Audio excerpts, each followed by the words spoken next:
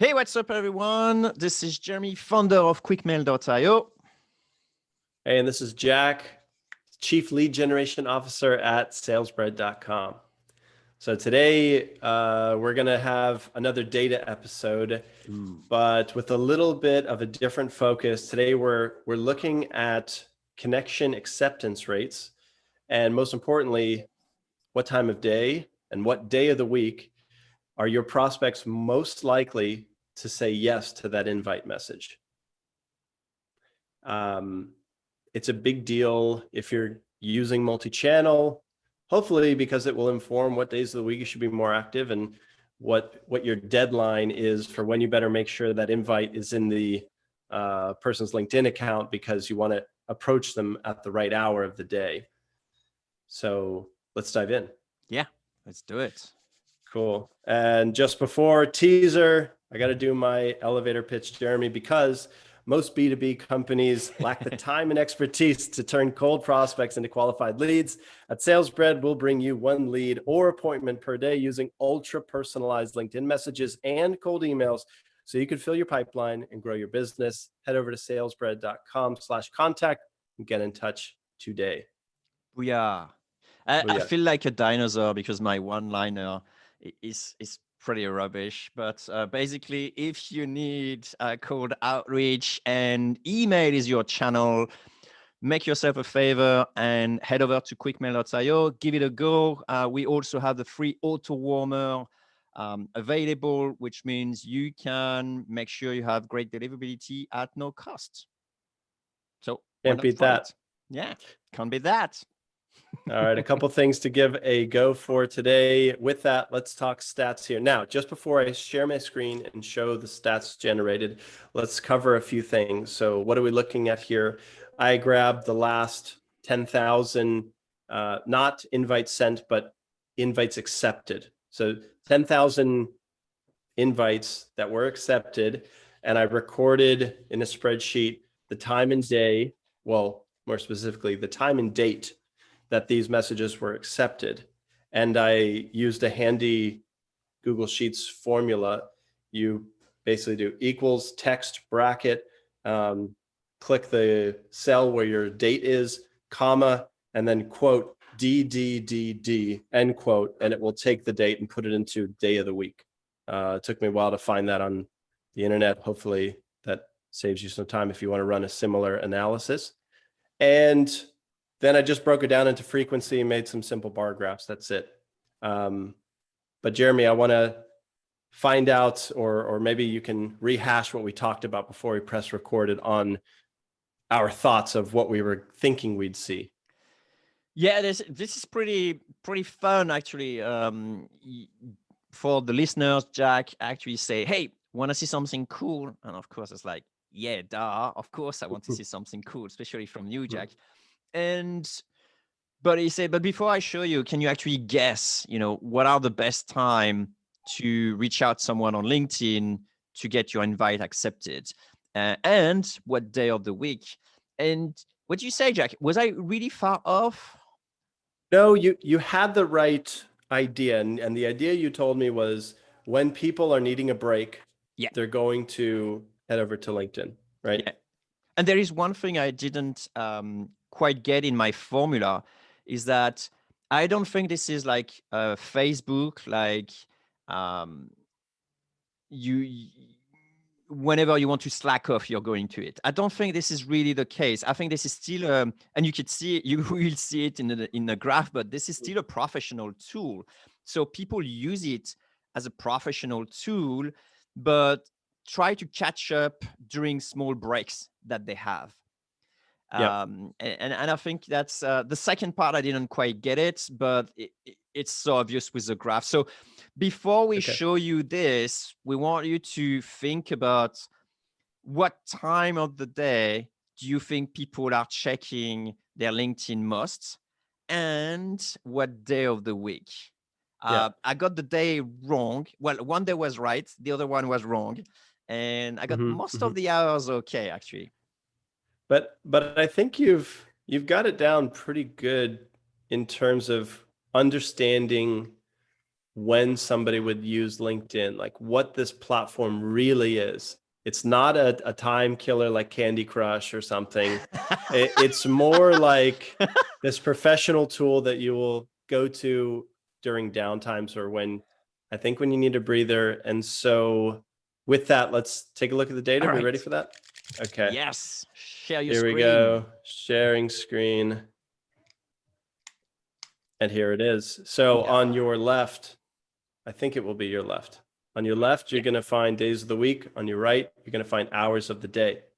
So right off the bat, you see that Monday is the strongest winner here. Best day to get an invite, followed by Wednesday, then followed by Tuesday, then Thursday. Friday comes in at last place. Can I interject one thing? Can you give us like information about what part of the world it is? I think that's useful, and maybe potentially the industry, or if that plays a role. Okay, great point, Jeremy. So all of these times reported are in Eastern time. So when you look over at the graph to the right, and we'll get to in a second, those are all on the East Coast. Now, granted, I do have a few West Coast clients where I'm sourcing some of this data, but most campaigns are East Coast, and that's why all the times are basically reflected there and adjusted for East Coast hours. So with that, let's take a look. I like days of the week best, even though there's a couple of really good insights for hours, but I'd like to start there.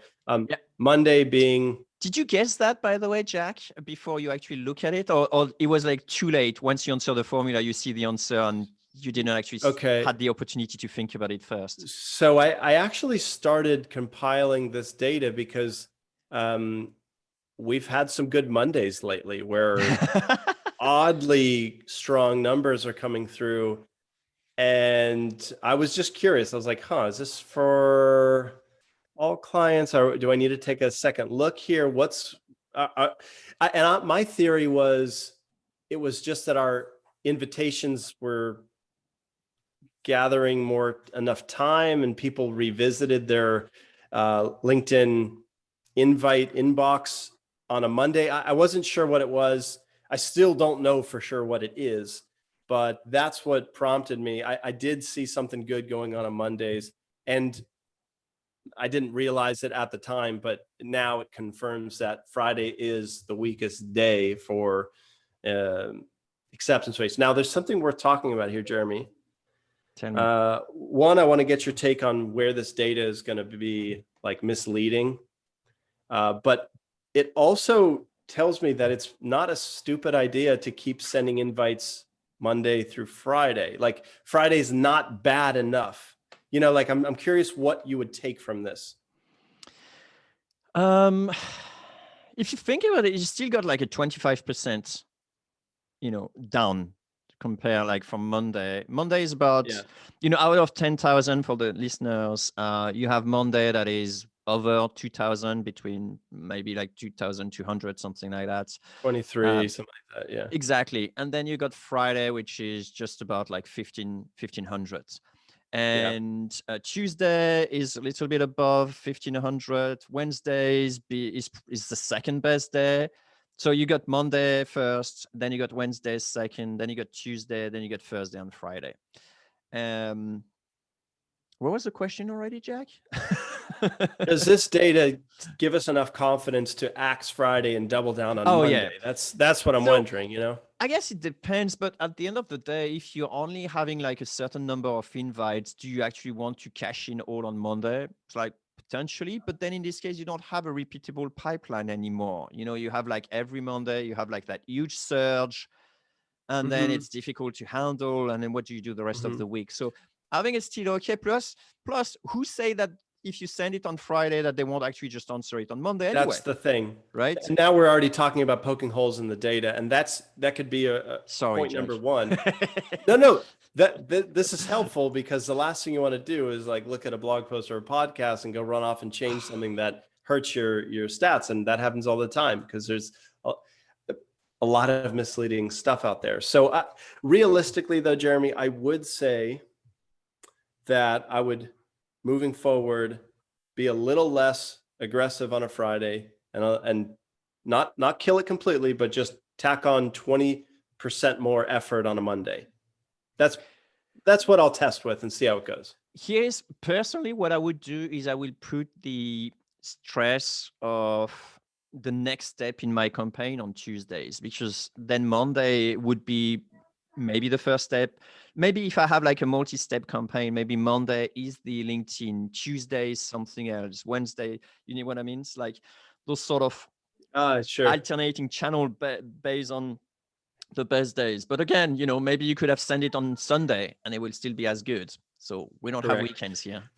There's another thing to be mindful of, and it's not like you can just stack all of your activity on LinkedIn on a single day, because LinkedIn's going to see that as odd and they may put you in some hot water there. So fair point. Let's move over to hours of the day here. So we notice noon is far and away the time when most people are clicking accept. Yeah, it's a typical like, man, I'm in the office, I got 5 minutes, needs to wait for Sarah or Bob to go at lunch with me. Let me just get a quick peek at LinkedIn and if I have anything.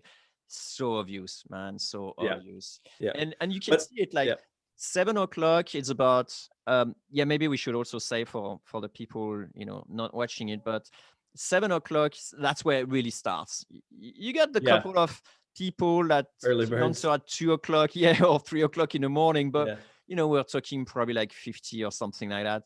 Then at 7 o'clock, that could be the commute. Like I'm commuting, I'm actually making sure I'm up to speed, catching up with what happens before and so on. That's why it's like little higher.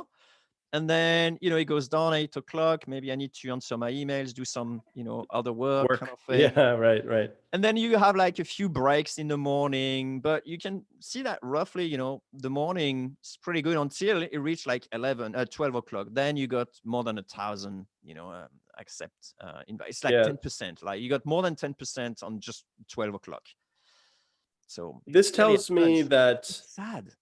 It's so yeah. It's true. Maybe they're on the way to lunch, but no, it's alone. Who knows? That happens. So something I'm thinking here is like action item: get the invite to the prospect in the morning. Period. Yeah, like morning for sure. You want that invite sitting in the inbox, because the afternoon. Let's just look at this graph for a second, Jeremy, and dictate it to our audio listeners. Because I think the afternoon is when people do the most breaks. Like the morning, you're super fresh, you know what to do, you'll go at it, and you don't have much time to sort of like check on the side, where is my LinkedIn? Then you got lunch, like I mentioned, either you're lunching alone and then you have nothing else to do really than just sadly looking at your, your LinkedIn stuff, or like I mentioned, you're just waiting before going at lunch. But then the afternoon is usually when, human brain needs the most breaks. Like, you got a break at 3 o'clock, at 6 o'clock, at 4 o'clock, those sort of things. And then you could see that the acceptance rate is pretty high. It's about like 700 to 750, which is higher than the morning. Yes, for sure. Yes. But my only point here is I want my invite sent in the morning. So when they take the break at lunchtime, it's there. I don't want to miss that. I don't even know what to call it. This like gold rush hour. Yeah. The golden hour for invite acceptance at noon. You want it there at 11, ideally. That makes sense. Because then again, for our audio listeners, we're looking at a graph here that basically, like Jeremy said, nothing till 7 a.m. Then it picks up a little bit, huge spike at 12, and then gradually tapers off. So the afternoon is more active than the morning for invites. Even all the way till like 11 o'clock, 7 p.m. Yeah. I mean, so hey Jack, what about sending it at 4 o'clock in the morning, or 5 o'clock in the morning, or 6 o'clock in the morning, just before they commute their day? There's just before they do their day. Do you think you got like more chances then to get accepted? Maybe, but this is the magic question. Like, where's data going to lead us astray? Can we? You know what I mean? Yeah, I do, and I have an idea that would be super cool if you can get that. It's like the time at which you actually sent it, to know how long it stays in the inbox. I can do that. That can be a follow-up.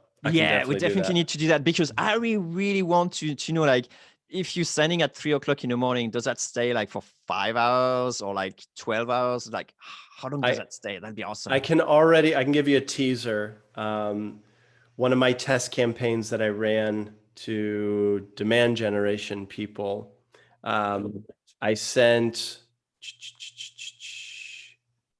something like 100 invites, but this holds true to larger campaigns.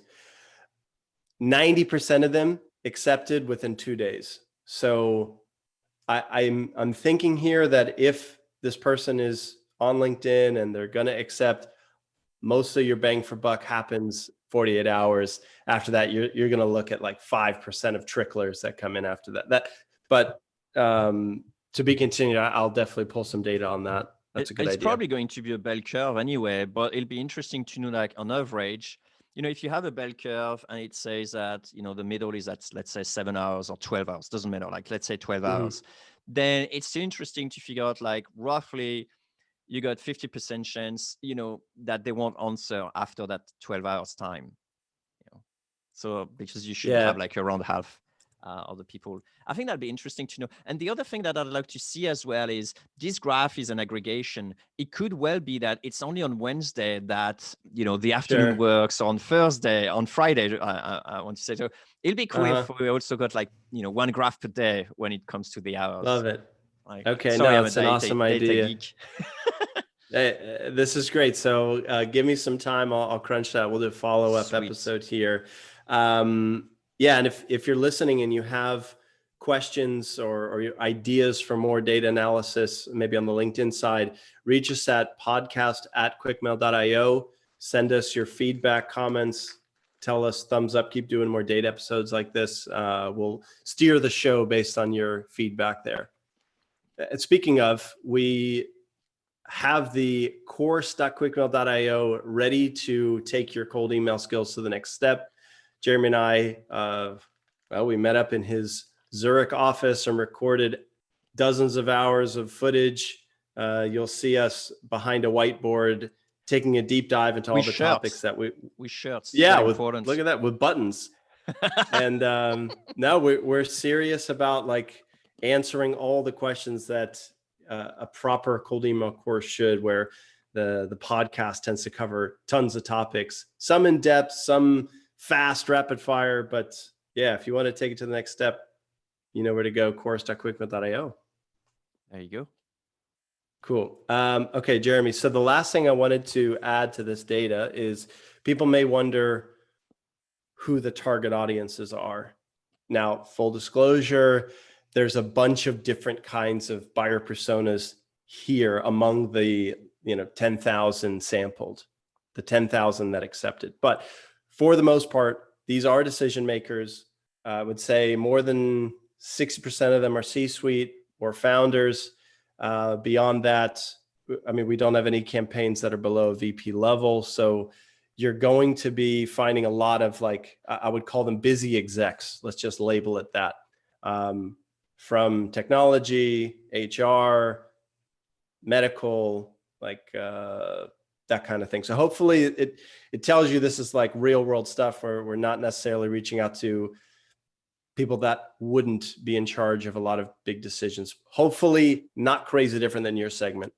That said, if you're going after a really specific kind of developer or a new technology, we're probably way different, right? But just want to provide that background.